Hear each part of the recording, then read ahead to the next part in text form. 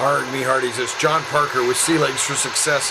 It's a late night vigil I be doing to get this thing posted for you tomorrow morning, for Tuesday morning. So here we go. I just got back from some great Chinese food, Kung Pao chicken. It was awesome, but I remembered it's time to get me posted. So I want to talk to you about a favorite. You've seen this, Change Mastery. You recognize this page? Take a look. There's Change Mastery, and I gave you 4 choices: letting go, ceaseless striving, giving up, and mastery. And then I said, pick which one goes where on this grid. I can control it, I can't control it, I'll take action, I won't take action. Do you remember that? If you were in my class, you've probably seen this chart. And so, real quickly, here's the deal. This is a great chart. It's probably the most popular thing I teach. People tell me all the time, this is great.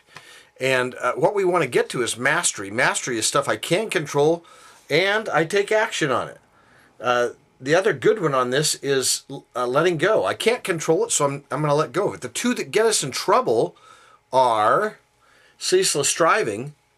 Yeah, I can't control it, but I'm going to keep trying. I'm going to keep nagging people, worrying. I'm going to keep working on it, even though nothing's ever worked before. It's like Einstein says, insanity. I'll keep doing the same things over and over and expecting different results. And the other one that doesn't work is called giving up, and that's I can control it, but I quit trying. And so giving up too early, that's another dangerous one that we can do. So I thought, well, okay, I'll share these with you tonight. They're important. The two I want you to think about working on are letting go instead of ceaseless striving. Instead of trying to control things you can't control, see if you can let it go. Forgive it. Back away from it. Move on in your life. Quit trying to go after the things that aren't yours to control. And now start controlling the things that you can control. And that's mastery. And if you quit too soon, that's called giving up.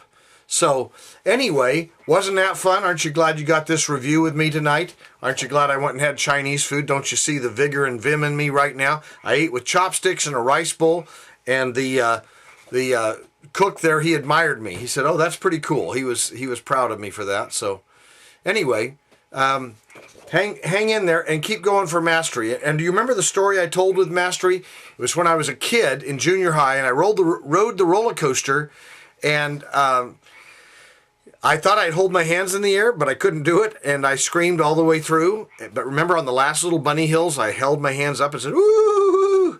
And then I rode it again. I was still screaming. And one night, in the middle of the night, I had an epiphany, a vision. I thought, "Oh, John, breathe out."